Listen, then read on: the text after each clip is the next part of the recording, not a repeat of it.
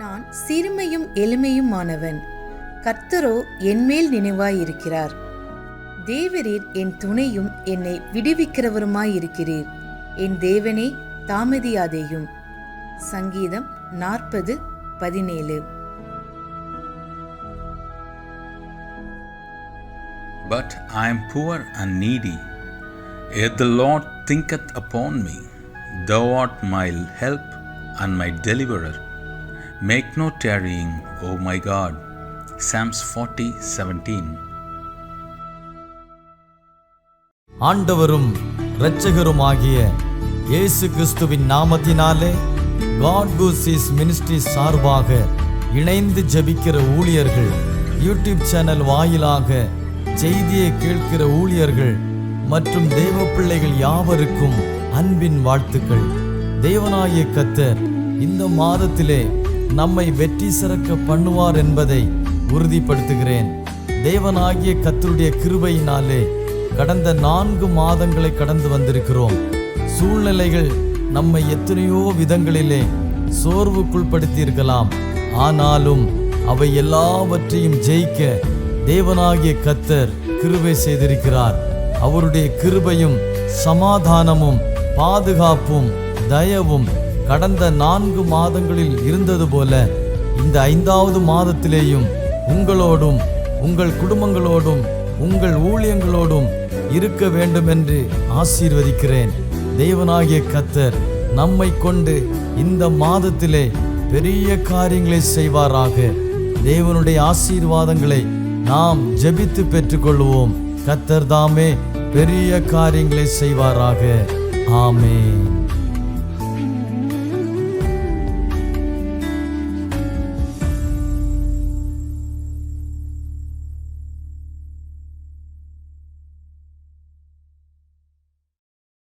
Price the lord. ஆண்டவரும் இரட்சகருமாகிய இயேசு கிறிஸ்துவின் மகா பரிசுத்தமுள்ள நல்ல நாமம் மகிமைப்படுவதாக. God Gooses மினிஸ்ட்ரியுடைய ஃபவுண்டரும் பிரசிடண்டுமாய் காணப்படும் சகோதரர் தாமஸ் அவர்களோடு இணைந்து கர்த்தருடைய நாமத்தை மகிமைப்படுத்தி கொண்டிருக்கிற போதக பிதாக்கள், ஒவ்வொரு நாளும் யூடியூப் வாயிலாக கர்த்தர் வார்த்தையை கேட்டுக்கொண்டிருக்கிறதான கனத்துக்குரிய எல்லா தேவ பிள்ளைகளுக்கும் ஆண்டவர் இரட்சகருமாகிய இயேசு கிறிஸ்துவ நாமத்தினாலே உங்களுக்கு அன்பின் வாழ்த்துதலை கூறிக்கொள்ளுகிறேன். ஆண்டவருடைய பிரதான கிருபையினாலே இந்த மே மாதமும் இந்த யூடியூப் வாயிலாக ஆண்டவர் வார்த்தையின் மூலமாக உங்களை சந்திப்பதிலே மிகுந்த சந்தோஷம் அடைகிறேன். ஆம் தேவ பிள்ளைகளே, போன நாட்கள் நாம் பட்ட பாடுகள், வேதனைகள், சோதனைகள், நெருக்கங்கள், பாடுகள், உபத்திரவங்கள், கவலை, கண்ணீர், கஷ்டம், எல்லா சோதனைகளும் பரலோகத்தின் ஆண்டுடைய கரம் மட்டும்தான் நம்மை தாங்கினது. இன்னும் தேவனாகிய கர்த்தர் நம்மை தாங்கி தேற்றி பலப்படுத்தி தைரியப்படுத்தி அபிஷேகித்து ஆசீர்வதித்து மேன்மைப்படுத்தி உயர்த்தி உன்னதமாக்கி ஒரு நடக்கத்தில் வைக்கும்படியாய் ஜீவனுள்ள தேவனாகிய கர்த்தர், அண்ட சராசரங்கள் உடமஸ்தனாகிய ஆண்டவராகிய தேவன், சர்வத்தை படைத்தவராகிய தேவன், அகிலத்தை படைத்தவராகிய தேவனுடைய திருப்பாதத்திலே அவருடைய வார்த்தையை நாம் கேட்கும்படியாய் நாம் கூடி வந்திருக்கிறோம். அவருடைய கரணமோடு கூட இருந்து நம்மை பெரிய காரியங்களை செய்வாராக. இன்றைக்கு அடிமைத்தனத்தில் இருந்த இஸ்ரவேலர் என்கிறதான தலைப்பிலிருந்து கர்த்தருடைய வார்த்தையை நாம் சிந்திக்கும்படியாய் கடந்து செல்கிறோம்.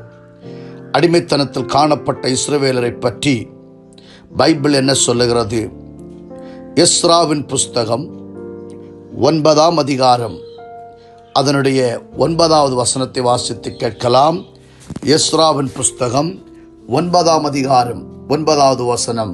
நாங்கள் அடிமைகளாயிருந்தோம், ஆனாலும் எங்கள் அடிமைத்தனத்திலே எங்கள் தேவன் எங்களை கைவிடாமல் எங்களுக்கு உயிர் கொடுக்கவும், நாங்கள் எங்கள் தேவனுடைய ஆலயத்தை எடுப்பித்து பாழாய்ப்போன அதை புதுப்பிக்கும் படிக்கும் எங்களுக்கு யூதாவிலும் எருசலேமிலும் ஒரு வேலையை கட்டளையிடும் படிக்கும் பெர்சியாவின் ராஜாக்கள் சமூகத்தில் எங்களுக்கு தயை கிடைக்க செய்தார். தேங்க்யூ. ஆம் தேவ பிள்ளைகளே, வாசித்து கேட்டதான வேதவசனம் எஸ்ராவின் புஸ்தகம் 9ஆம் அதிகாரம் 9வது வசனத்தை வாசித்து கேட்டோம். எஸ்ரா என்ற வார்த்தையின் அர்த்தம் கர்த்தரின் உதவி என்ற அர்த்தம். இவருடைய சொந்த ஊர் எருசலேம். பாபிலோன் பட்டணத்திலே சிறையாக பிடிக்கப்பட்டதான ஒரு மனுஷன்.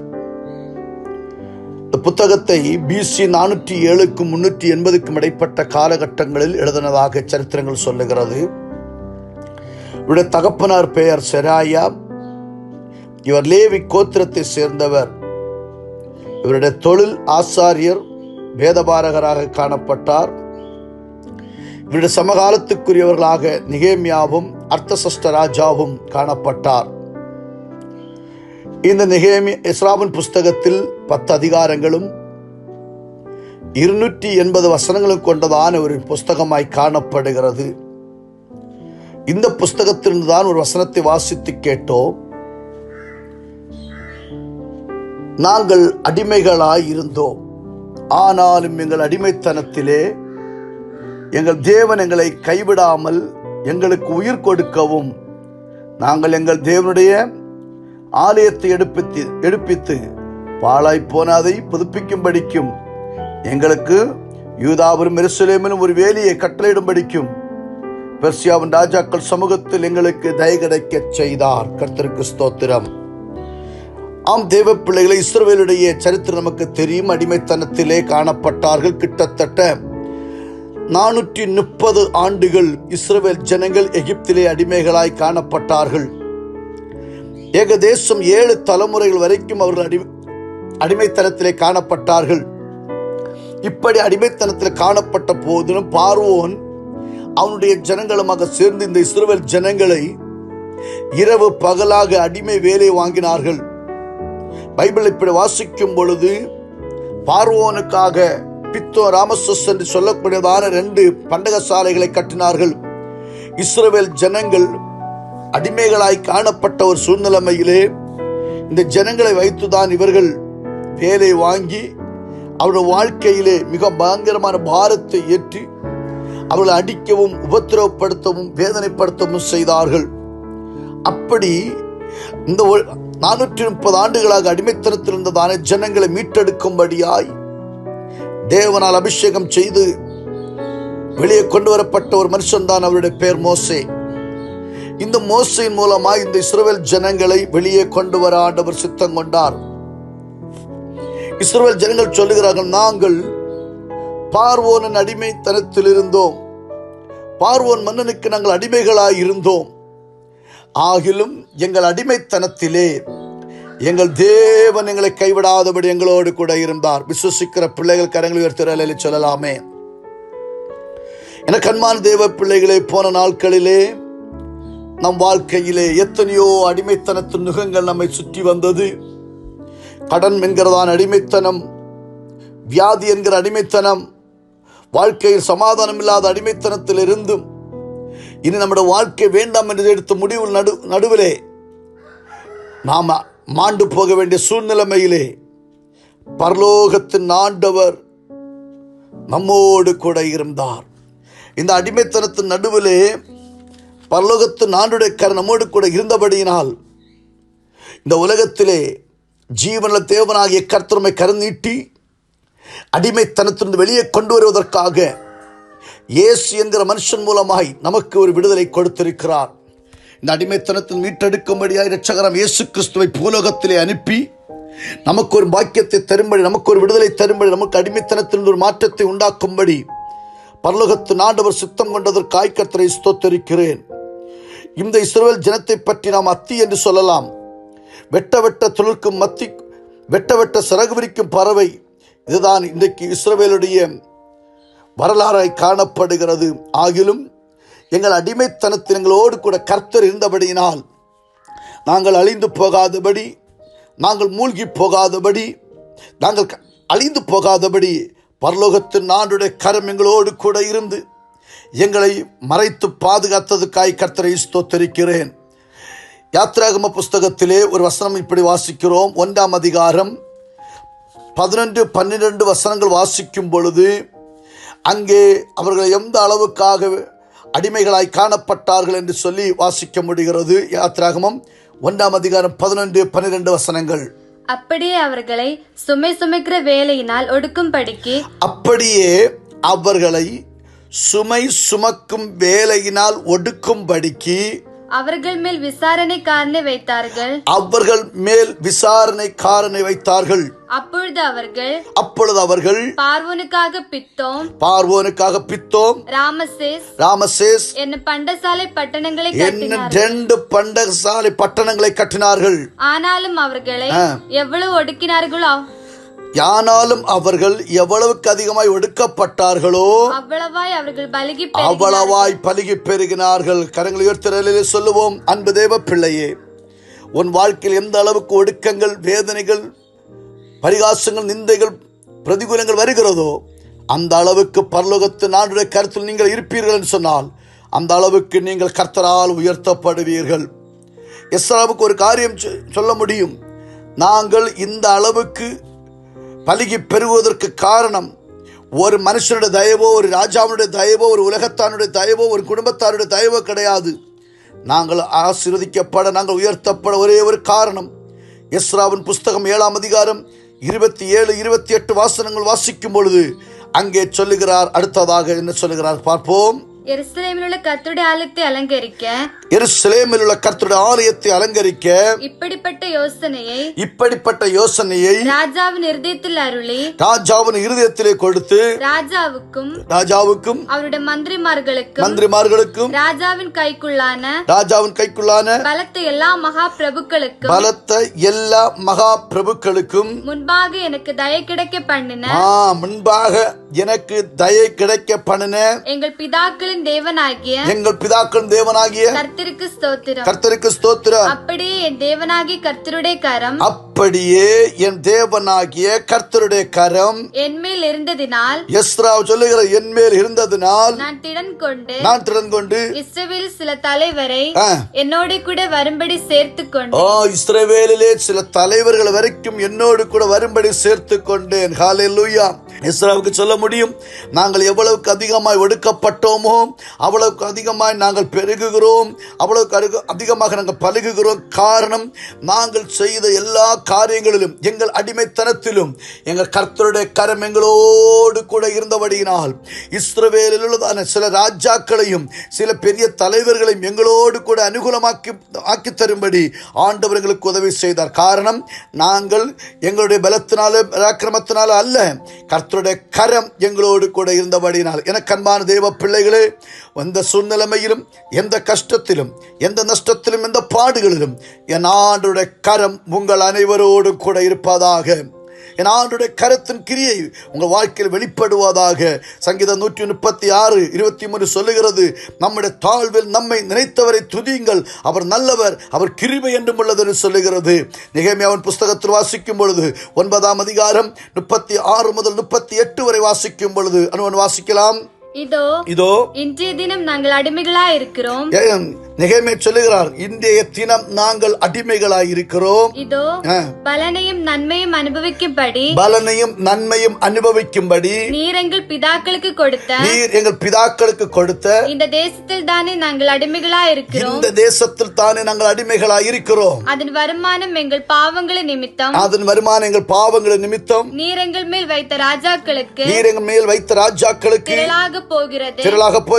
அவர்கள் தங்களுக்கு இஷ்டமானபடியே எங்கள் சரீரங்களையும் எங்கள் மிருக ஜீவன்களை ஆளுகிறார்கள். நாங்கள் மகா இக்கட்டில் இருக்கிறோம். இவையெல்லாம் இப்படி இருக்கிறபடியால் நாங்கள் உறுதியான உடன்படிக்கை பண்ணி அதை எழுதி வைக்கிறோம். இங்கே எஸ்ரா நெகேமியா சொல்லுகிற, நாங்கள் அடிமைகளாய் இருக்கிறோம், ஆகிலும் எங்கள் வாழ்க்கையில் தான் எல்லா நன்மைகளையும் எங்கள் ராஜாக்கள் அபகரித்துக் கொண்டு போகிறார்கள். இன்றைய தினம் நாங்கள் எங்கள் தேவனோடு கூட ஒரு உடன்படிக்கை பண்ணி நாங்கள் நஷ்டப்பட்டு போனதை, நாங்கள் இழந்து போனதை, எங்கள் தரித்திரம், எங்கள் வறுமை, எங்கள் வியாதி, எங்கள் கஷ்டம், எங்கள் போராட்டம், எங்கள் வேதனைகள் எல்லாவற்றின் நடுவிலும் எங்கள் ஆண்டவருமாக ஒரு உடன்படிக்கை செய்து நஷ்டப்பட்டு போனதை நாங்கள் திரும்ப பிடிப்போம் என்று சொல்லி நெகேமியாவுடைய புஸ்தகத்தில் வாசிக்கிறோம். ஆம் தேவ பிள்ளைகளே, நாம் எந்த அடிமைத்தனத்தில் இருந்தாலும் நம்முடைய ஆண்டவருமாக ஒரு உடன்படிக்கை பண்ணி அந்த உடன்படிக்கையிலிருந்து தவறாதபடி ஆண்டவரிடத்தில் அந்த ஆசீர்வாதத்தை பெற்றுக்கொள்ள நாம் ஆவலாய் எதிர்பார்ப்போம். வருகிற நாட்களிலே நாம் காத்து கொண்டிருக்கிறதான இந்த நன்மைகளை ஆண்டோட உடன்படிக்கையின் மூலமாய் கர்த்தர் நமக்கு தந்து நம்மை மேன்மைப்படுத்தி உயர்த்தி ஆசீர்வதிப்பாராக என்று சொல்லி நான் வாழ்த்தி ஆசீர்வதித்து என்னோட வார்த்தையை முடிக்கிறேன். இந்த வார்த்தையினால் பரலோகத்தின் ஆண்டவர் உங்களை ஆசீர்வதிப்பாராக. ஆமேன், ஆமேன், ஆமேன். கட்டடம் கட்டிடும் சிற்பிகள் நாம், கட்டிடுவோம் கிறிஸ்தேசுவுக்காய். கட்டடம் கட்டிடும் சிற்பிகள் நாம், கட்டிடுவோம் கிறிஸ்தேசுவுக்காய். சுத்தியல் வைத்து அடித்தல்ல, ரம்பத்தால் மரத்தை அறுத்தல்ல. சுத்தியல் வைத்து அடித்தல்ல, ரம்பத்தால் மரத்தை அறுத்தல்ல. கட்டடம் கட்டிடும் சிற்பிகள் நாம், கட்டிடுவோம் கிறிஸ்தேசுவுக்காய்.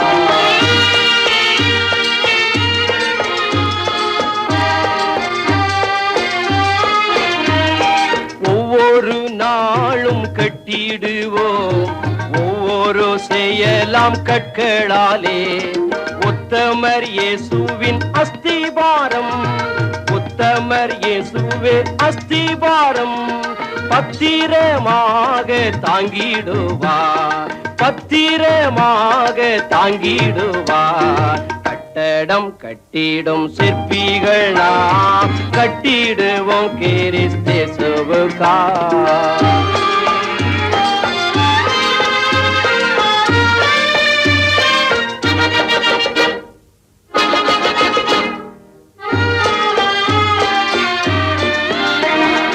கைவேலை அல்லா வீடொன்றை கடவுளின் பூரண சித்தப்படி கட்டிடும் சிறிய சிற்பிகள் நாம், கட்டிடும் சிறிய சிற்பிகள் நாம். கட்டிடுவோமே நித்தியத்திற்காய், கட்டிடுவோமே நித்தியத்திற்காய். கட்டடம் கட்டிடும் சிற்பிகள் நாம், கட்டிடுவோம் கிறிஸ்தேசுவுக்காய்.